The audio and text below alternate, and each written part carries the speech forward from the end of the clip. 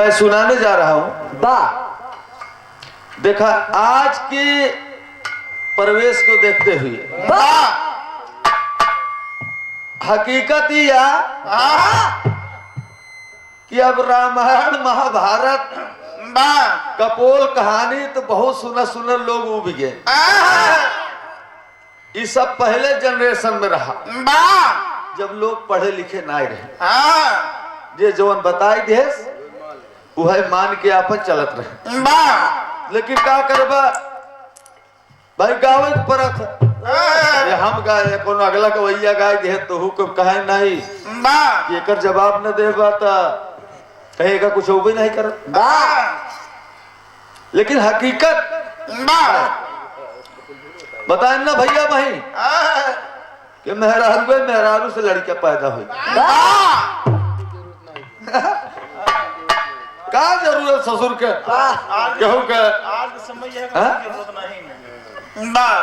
अब मंत्रवा सब ले चला गए निको देवे न का अब डायरेक्ट सीमेंट डलाता। अब यह है कि गाना के जोड़ कहूं के लगावे पड़त गावे पड़त मजबूरी है गवैयन लेकिन इच्छा ना है कहा सही है हमें कोनो नहीं का कमेंट के बात नहीं करते कोनो। लेकिन सही बता रहा हूं बाबा कि ऐसा असंभव है कभी ना हुआ है ना होगा। ये सब झूठी बात है।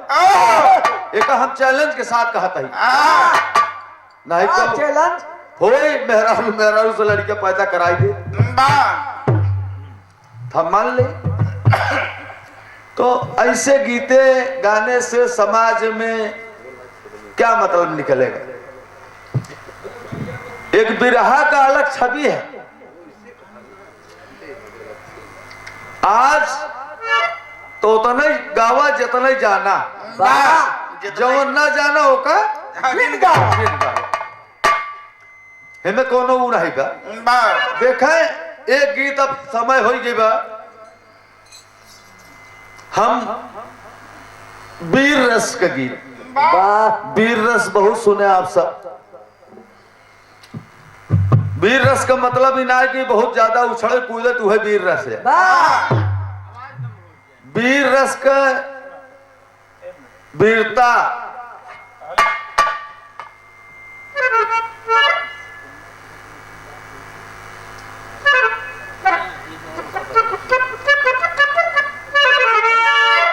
एक ऐसे योद्धा की हम गीत सुनाने जा रहे हैं जेका पूरा देश जानता है।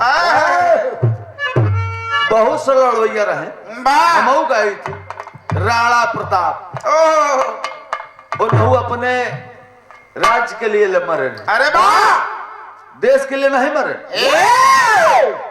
ऐसे तमाम राजा रहे कहे ना अल्लाह उदल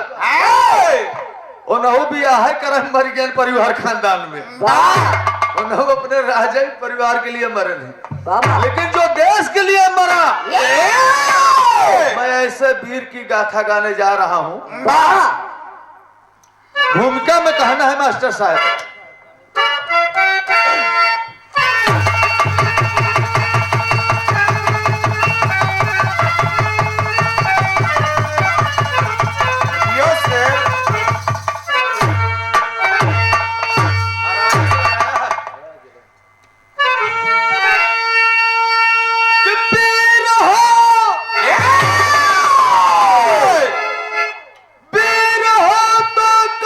बुझ लीला करो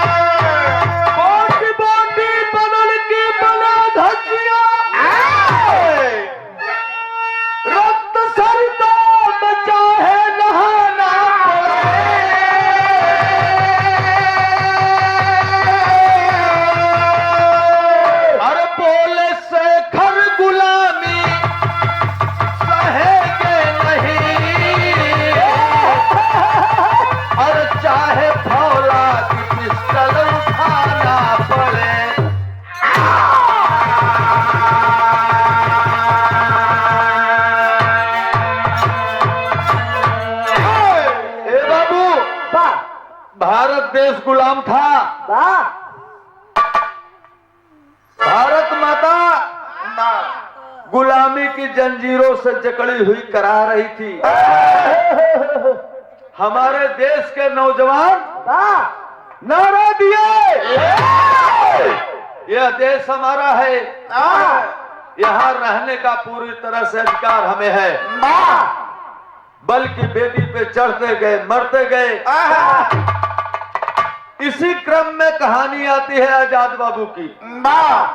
चंद्रशेखर आजाद यही काशी विद्यापीठ के छात्र थे। जब सड़क पर निकल आए तो एक अलग ढंग की रोमांच नौजवानों के अंदर में आ गया। एक माँ 15-16 साल का बच्चा गया है शशि बहन के पास, वो ले गई आजाद बाबू के पास। एक बच्चा आया है आपसे मिलने के लिए। चंद्रशेखर आजाद अपने क्रांतिकारी साथियों को प्रशिक्षण दे रहे थे। मंच से उतरे, कुछ न पूछना न ताछना, खींच करके एक थप्पड़ मारे उस बच्चे को। मारने की देर थी, उछल के वो बच्चा 2 थप्पड़ मार दिया चंद्रशेखर आजाद को। तल गई रिवॉल्वर, मार डालो इस अशिष्ट बालक को, मार डालो। चंद्रशेखर बाबू कहे नहीं, आज हमें पक्का क्रांतिकारी मिला है। हमारे एक थप्पड़ का जवाब 2 थप्पड़ से दिया, जरूर यह देश के काम में आएगा। क्या नाम है बेटा? बेटा क्या नाम है बेटा? कहलन की भगत सिंह। जियो बेटा। यहाँ क्यों आए हो? बहन बड़ा नाम सुना था सरदार आपका।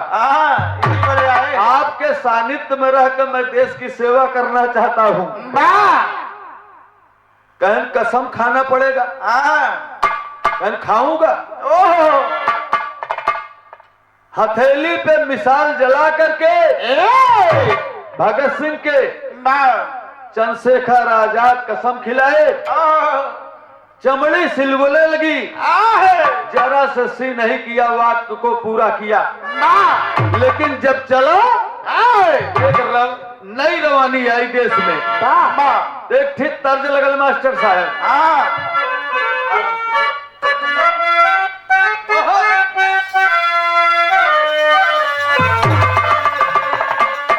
अरे तेरे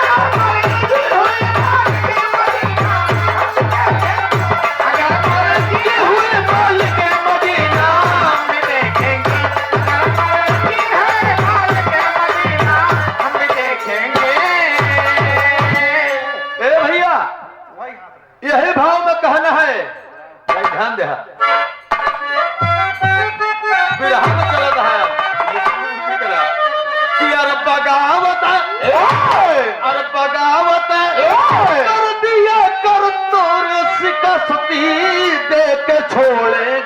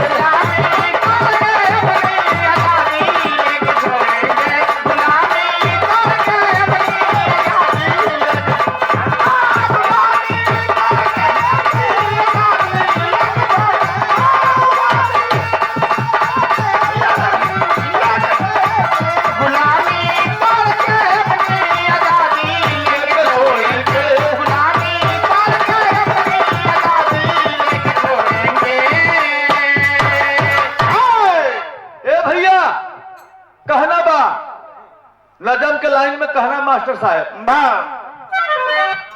क्रांति का दीप जलेगा, क्रांति का दीप जलेगा,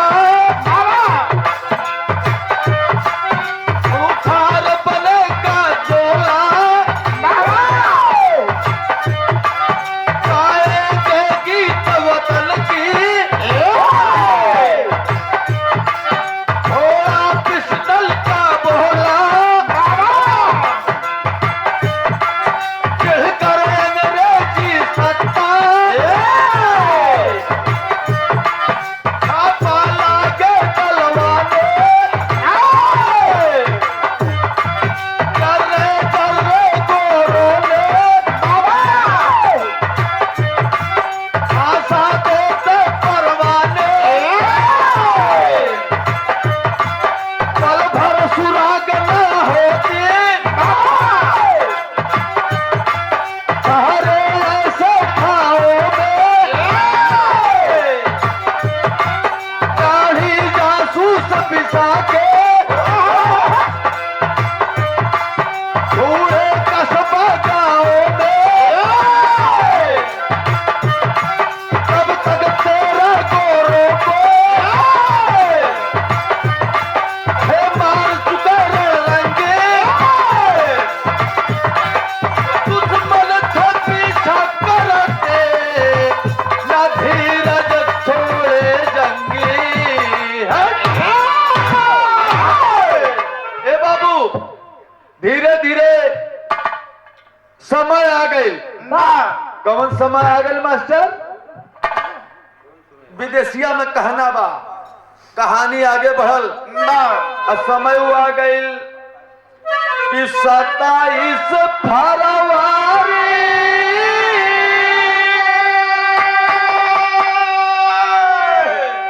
सन 1931 में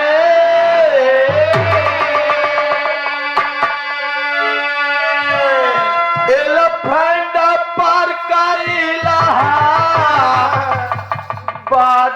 की समैया,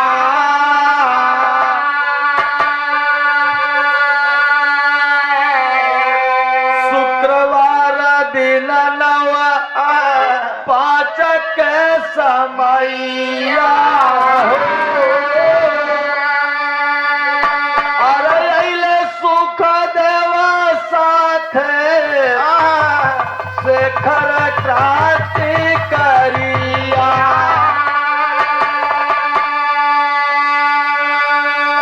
ए बाबू 27 फरवरी सन 1931 में चंद्रशेखर आजाद अपने परम मित्र सुखदेव के साथ में यही इलाहाबाद एलिफेंट पार्क, जिसे आज आजाद पार्क बोला जाता है, बैठ करके मंत्रणा कर रहे थे। उसी समय हुआ क्या, ए बाबू, हमारे देश में देशभक्तन के कमी कभू नहीं रहा, लेकिन गद्दारों के कमी कभू नहीं रहा। कहना बा उसी समय होता क्या है,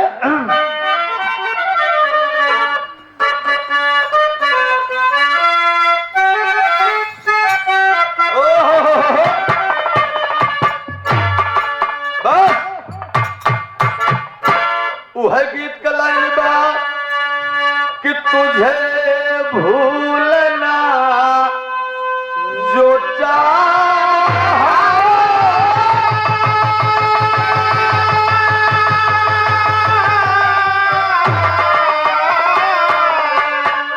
कि तुझे भूलना जो चाहा, लेकिन भुला न पाए, तुझे भूलना तो चाहा, लेकिन भुला न पाए, भूलना तो चाहा, लेकिन भुला न पाए, और जितना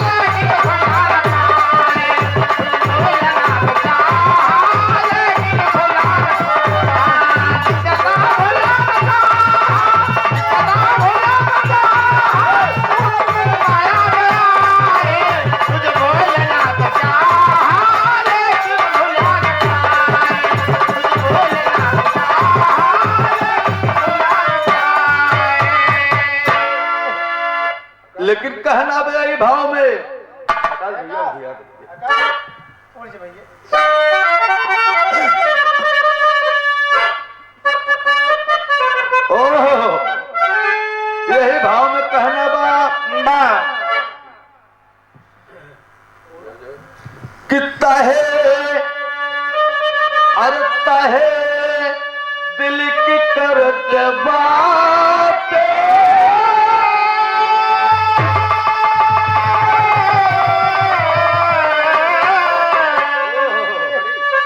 है दिल की करते बातें दोनों वतन दीवाने है।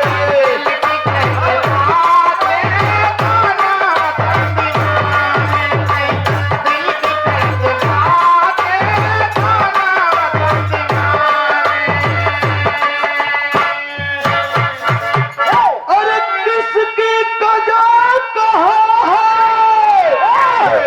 अंजाम कौन जाने कहे दिल की करते बातें दोनों वतन दीवाने।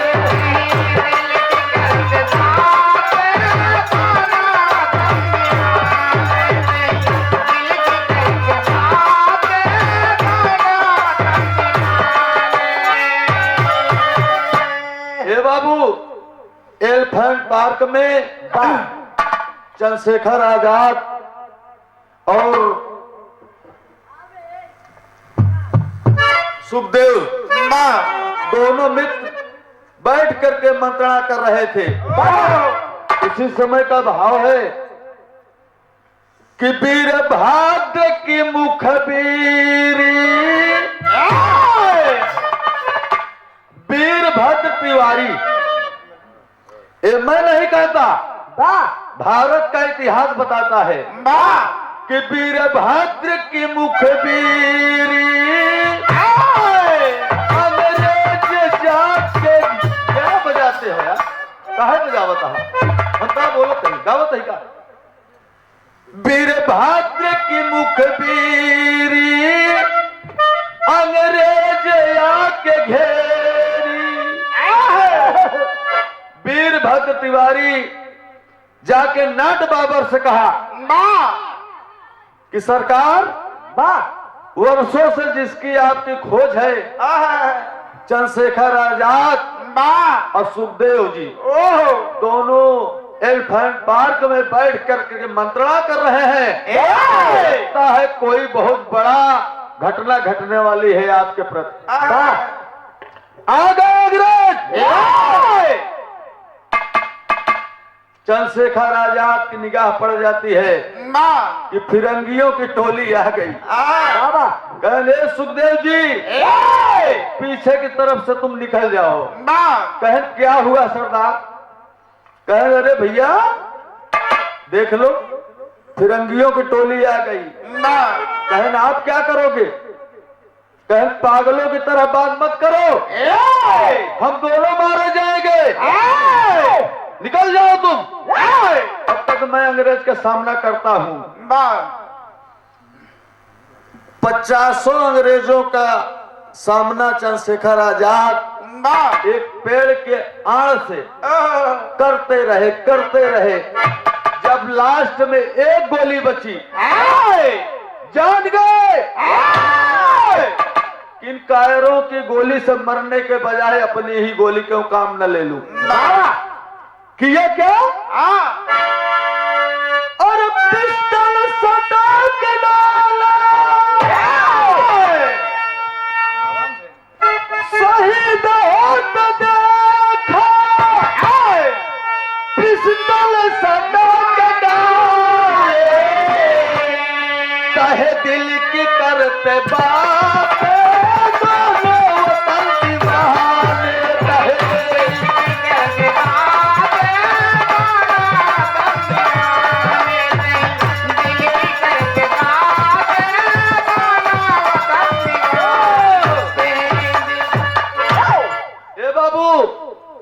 कनपट्टी पे गोली मार लिए। पेड़ के सहारे चंद्रशेखर आजाद लुढ़क गए। अंग्रेज आए, दूर दूर से छिटक के देखने लगे कि कहीं चंद्रशेखर आजाद धोखा देने की नियत से तो फायरिंग नहीं बंद कर दिया। हिम्मत नहीं पड़ रही थी। हिम्मत जुटा के गया, जब देखा तो चंद्रशेखर आजाद तो मर चुके थे। ए बाबू इधर सुखदेव जी इलाहाबाद में कई अड्डों पे जाकर के कह दिए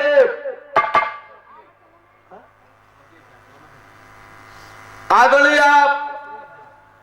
परम मित्र हमारे बड़े भाई रमा शंकर वकील साहब बेहदौली की धरती से इस भाव को समझते हुए 51 रुपए का पुरस्कार बहुत बहुत से नमस्ते प्रणाम बा भैया के। हिम्मत जुटा के गया अंग्रेज, देखा तो चंद्रशेखर आजाद मर चुके थे, लेकिन इधर सुखदेव जी जाकर के इलाहाबाद के कई अड्डों पे कह दिया कि भैया लगता है अब आजाद बाबू देश में नहीं रहे। एक भीड़ उमड़ पड़ी एलिफेंट पार्क की ओर। उस समय का भाव है मास्टर साहब,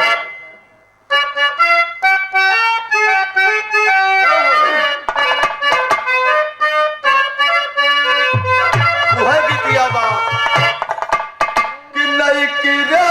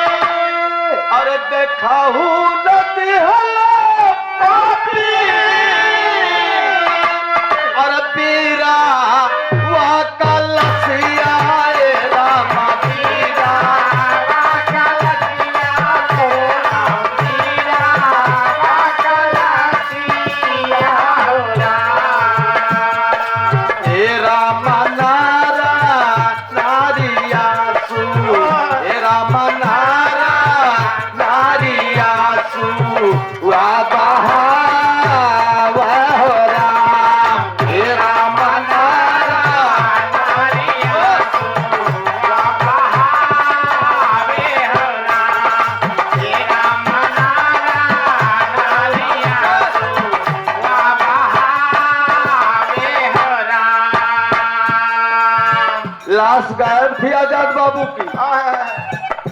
उसी भीड़ को चीरती है एक नौजवान मात्र 15-16 साल का।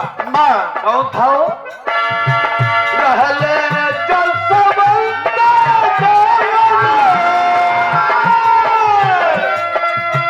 रहले जल सबंदा रहला पहला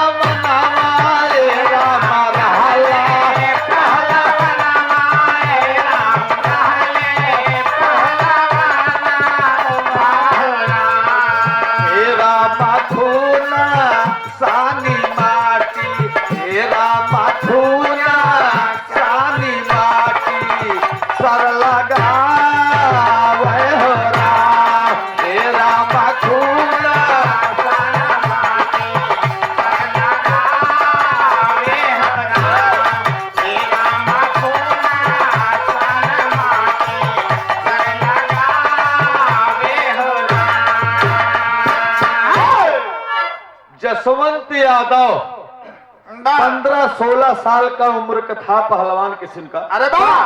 देखता है लाश गायब है। कहा रे वीर भक्त, तुम सोच लिया अपने दिमाग में कि आजाद बाबू नहीं है तो तुम बच जाओगे। आकाश से पाताल तक खोज के तुम्हें निकालूंगा और जिंदा नहीं छोड़ूंगा। खाता हूं आजाद बाबू की। ए भैया, बिरहा शैली में कहक पड़ल।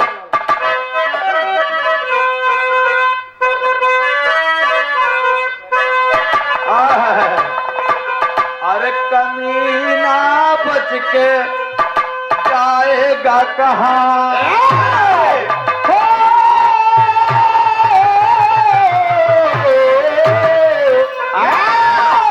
अरे कमीना बच के जाएगा कहाँ?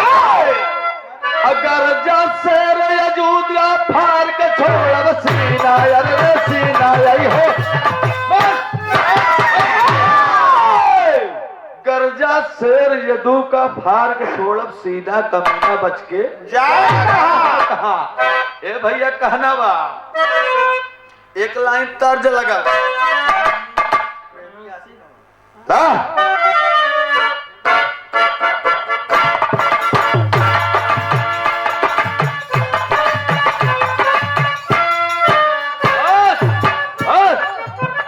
देखा हमारे गुरुजी विश्वनाथ गुरुजी एक पिक्चर के गाना लिख दे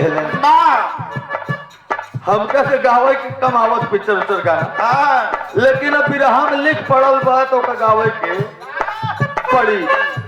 मास्टर साहब संकेत करता है कैसे?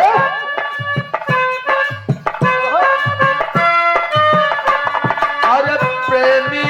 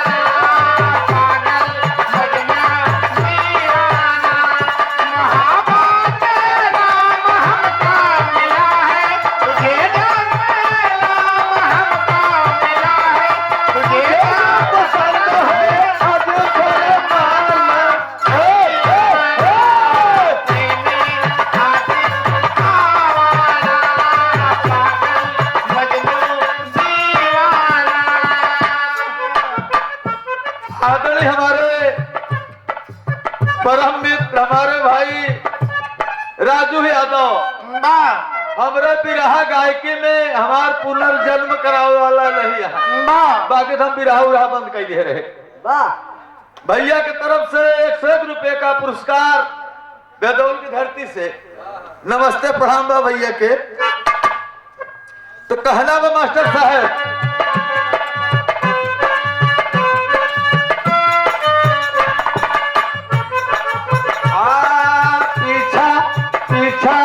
पीछा करता अरे पीछा करता परवाना, पीछा करता परवाना।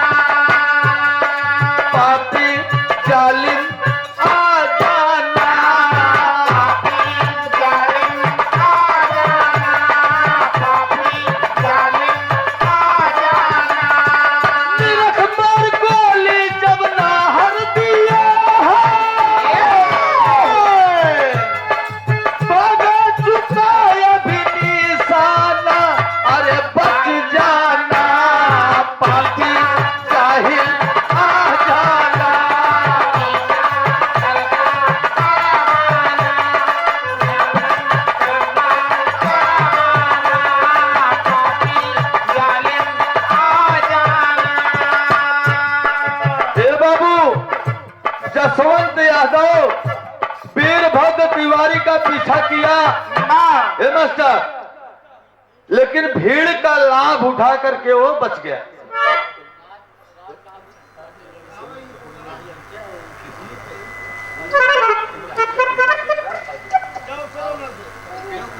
आदरणीय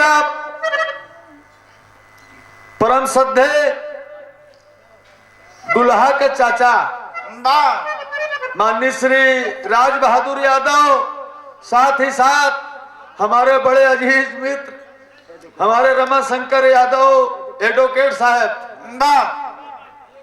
आप सबकी तरफ से 51 रुपए का पुरस्कार बहुत बहुत से नमस्ते प्रणाम बा। ए भैया, जसवंत यादव पीछा किया वीरभद्र तिवारी का, लेकिन वो भीड़ का लाभ उठा करके बच गया, भाग के गया नाट बाबर के पास। कहा सरकार, हिंदुस्तानी की मुखबिरी करने में हमारे जान का खतरा है। कौन है? एक पहलवान किस्म का लड़का है जसवंत यादव। तो अंग्रेज अब पीछा करते हैं जसवंत यादव का कि कहां है। कर देखिए बदल के मास्टर साहब।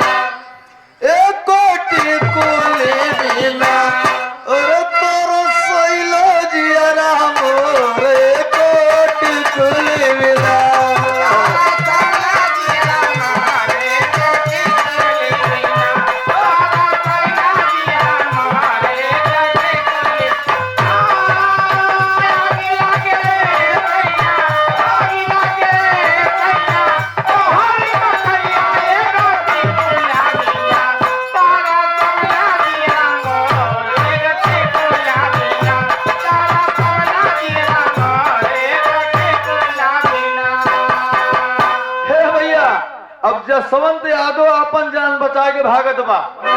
अब भागत भागत गवा कहा कि जाके जसवंत छिपा, जाके जसवंत छिपा, टूटा ही मड़ैया एक बूढ़ा जहां, अरे एक बूढ़ा जहां, अरे चार पाई पे बीमार एक बूढ़ा जहां।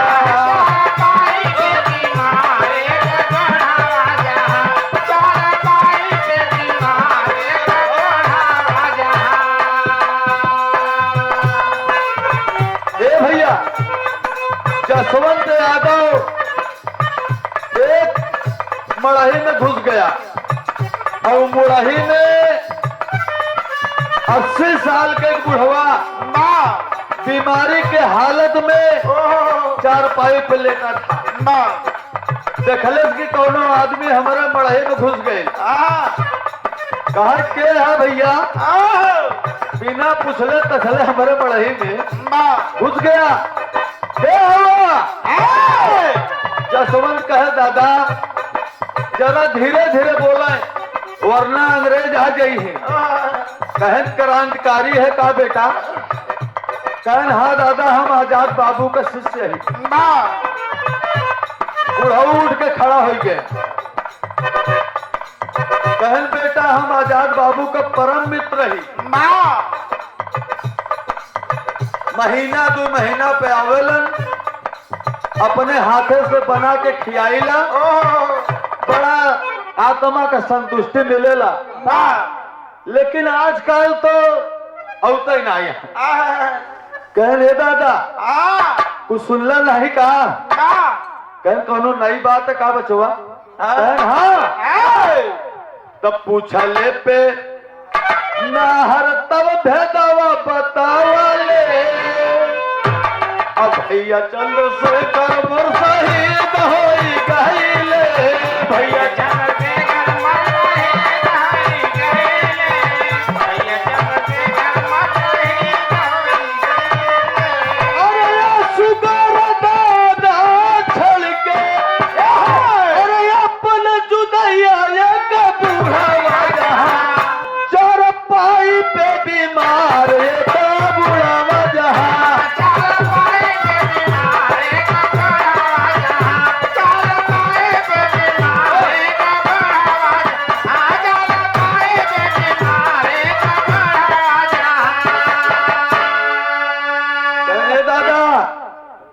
आजाद बाबू शहीद हो गए देश के लिए। कहल बेटा मजाक तो नहीं करता है? कहल नहीं दादा, पेपर अखबार में निकलल रहल, पढ़ा नहीं। कल छोड़, कौनो बात नहीं बा। दादा रहलन के उन्हों को देखला कि हमारे देश के बिरहा सुनवैया का हम ही बतावे चाहते ही कि लड़का जवान मेहरारू बुढ़वा देश के आजादी के लिए सब कुर्बान भा है। वो दादा रहलन के अरे दादा रहले कि दादा रहले अरे पक्का देश दीवाना लोहू भड़क उठा, तेरे घर बाघिल कर रहा ठिकाना लोहू भड़क उठा।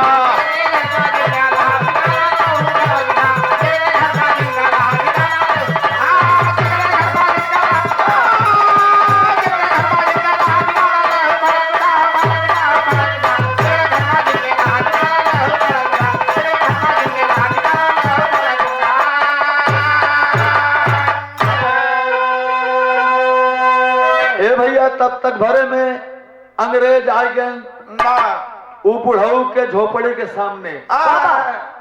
बुढ़ऊ कहल बेटवा ऐसे पीछे की तरफ से अंधेरा होत में निकल अपन जान बचाइला, हम देखा अंग्रेजन के। तो झोपड़ी में से बुढ़वा तुरंत झोपड़ी में से पुरान पिस्टल अब बुढ़वा तुरंत निकाला हो। कहा रोकब हम अंग्रेजन के बेटा जान बचाला। अरे तब ले घेरे गोरे गरीब खाना लोहू भड़क उठा, और 10 गोरों को मार मरा मर्दाना लोहू भड़क उठा।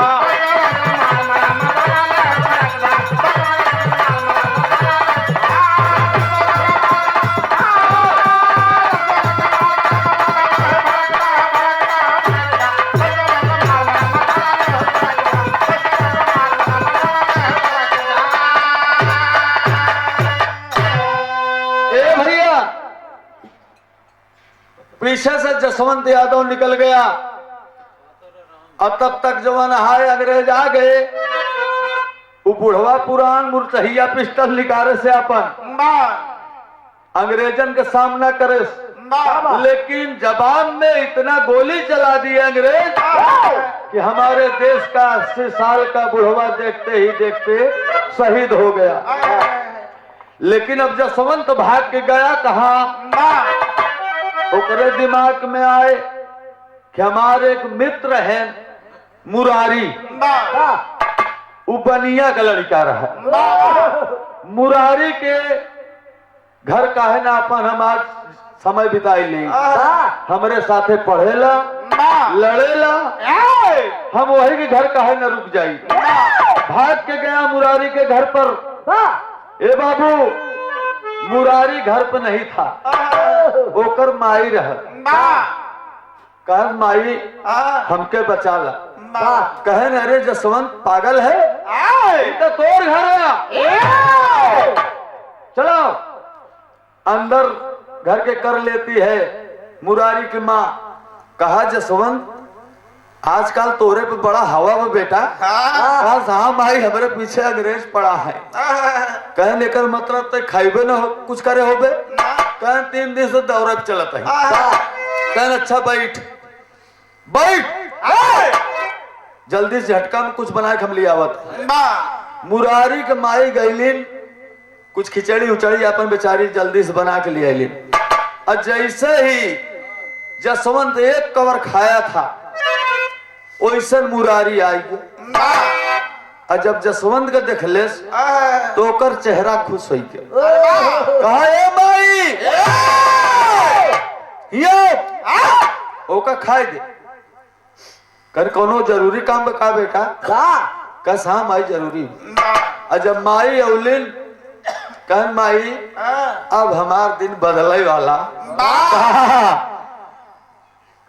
कहन कोनो नौकरी उकरी पाई गई का बेटा? कहन पागल जो भोजन कर रहा है इसको चिढ़ रही हो? कहा मुरारी पगलाई गया कहा तोहरे साथे 50 फेरा जसवंत आई कहा था चिन्ह था हाँ माँ यही तो बात है। इसके ऊपर अंग्रेज 5000 की नाम रखे हैं। जो इसे गिरफ्तार कराएगा उसको 5000 इनाम मिलेगा। अब मैं जा रहा हूँ, अंग्रेजों को सूचित करूंगा, ये गिरफ्तार होगा, फलस्वरूप मुझे 5000 रुपया मिलेगा। अभी कच्चे महल के जगह पक्की महल बने। माई के आंख में आंसू झरझर आएंगे। कहे का रे बेटा पैसा खातिर अपने दोस्त के गिरफ्तार कराइबे? कहा हाँ माई। तो माई समझावत का बा, एक लाइन गीत लगल है मास्टर साहब।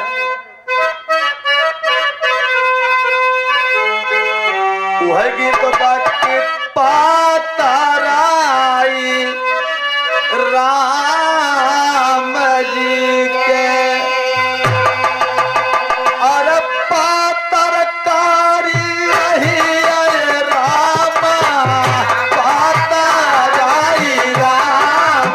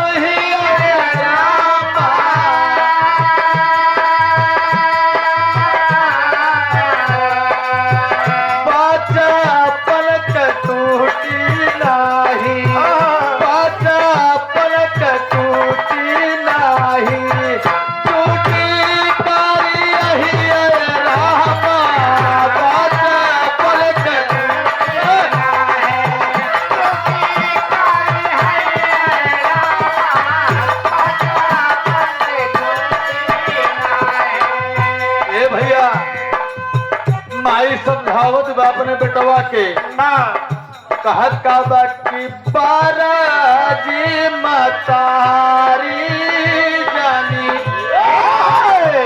अरे बाराजी मतारी जानी बना तेरा पहिया बेटा बाराजी मतारी जानी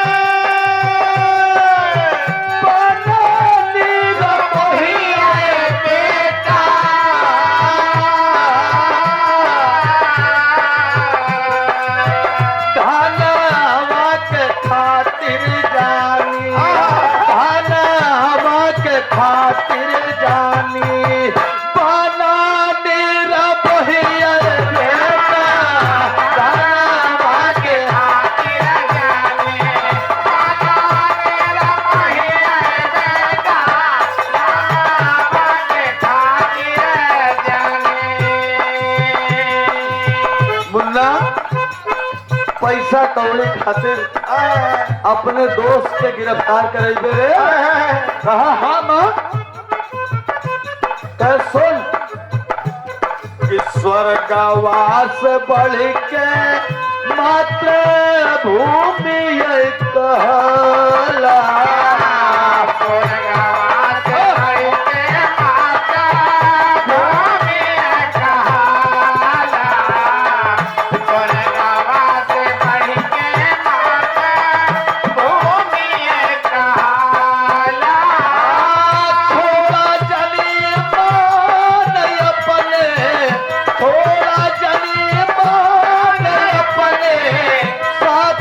के बचाला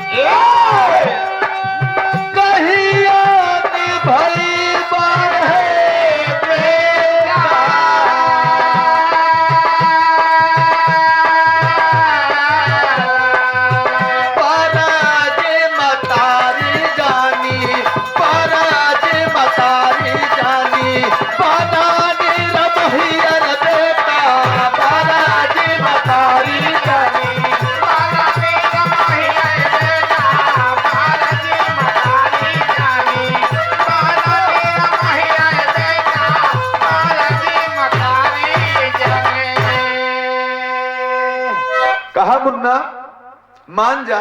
कहा नहीं मां, मैं अब तुम्हारी बातों में आने वाला नहीं हूं। मैं जा रहा हूं, अंग्रेजों को सूचित करूंगा, ये गिरफ्तार होगा, फलस्वरूप 5000 रुपया का मालिक बन जाऊंगा। कहा अच्छा बेटा 2 मिनट रुक बे। हमारी 2 मिनट कौन बात है, 10 मिनट हम रुक जाओ। कहा ठीक है। माँ अंदर जाती है, करते क्या है मास्टर साहब,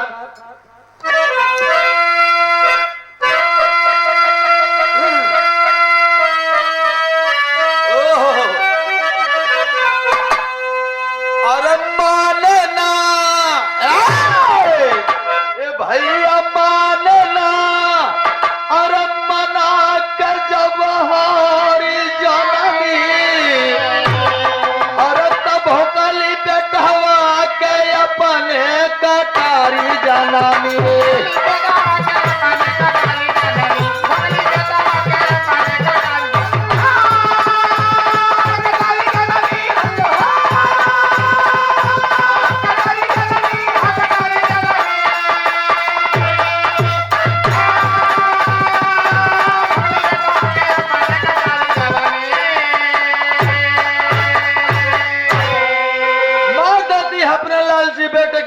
चाकू जो ना है।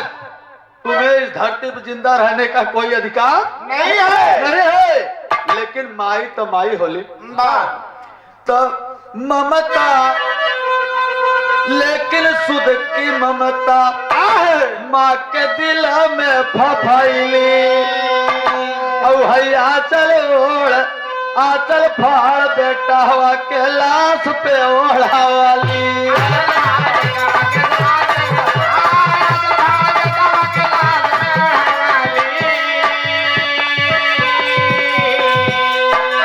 अरे तत्सो का कुल भैली आंसू गारी जननी, भोकली बेटवा के अपने कटारी जननी।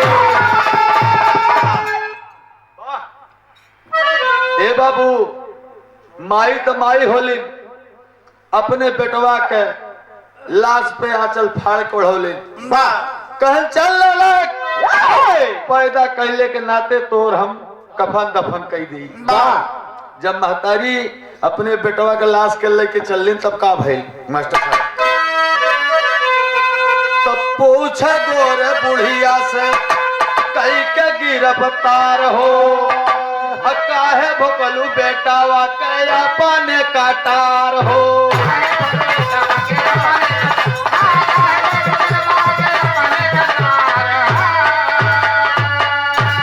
अरे तो चंडी बन के बोली, अरे फुफकारी जननी, अब भोकली बेटावा के अपने कटारी जननी।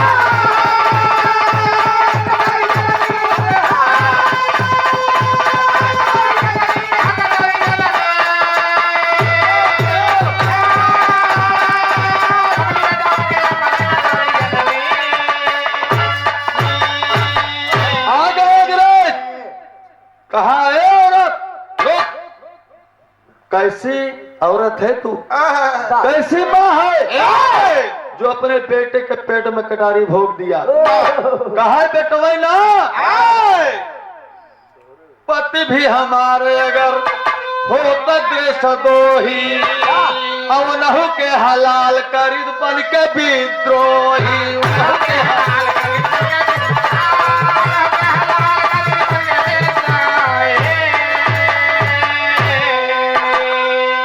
वो बुढ़िया जान गई कि अब अंग्रेज हमको भी बहुत प्रताड़ित करेंगे, अब हमको यहाँ दुनिया में रहना ठीक नहीं है। अरे वही इतना कही के, अरे बाबू इतना कही के मरी गई छाती फाड़ी जननी, भोकली बेटा हुआ के अपने कटारी जना।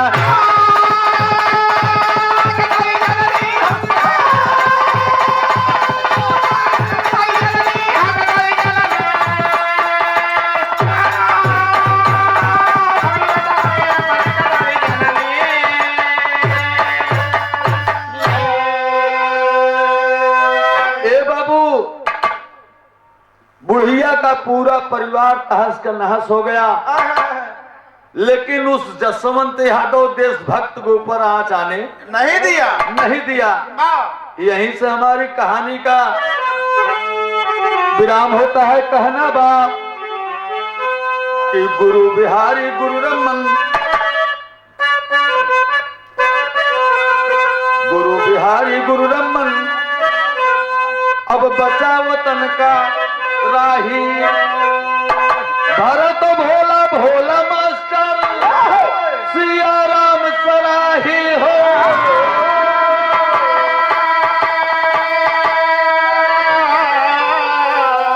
अरे कमीना बच के जाएगा कहाँ,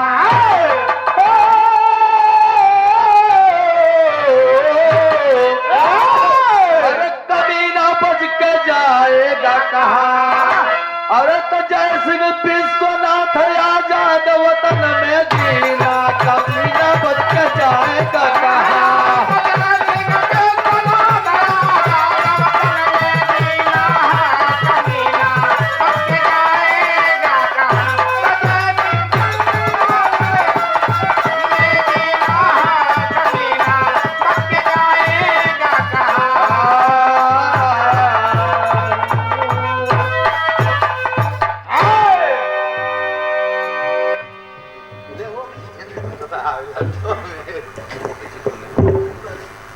हेलो हेलो हेलो हेलो, ये दोनों बोल हेलो।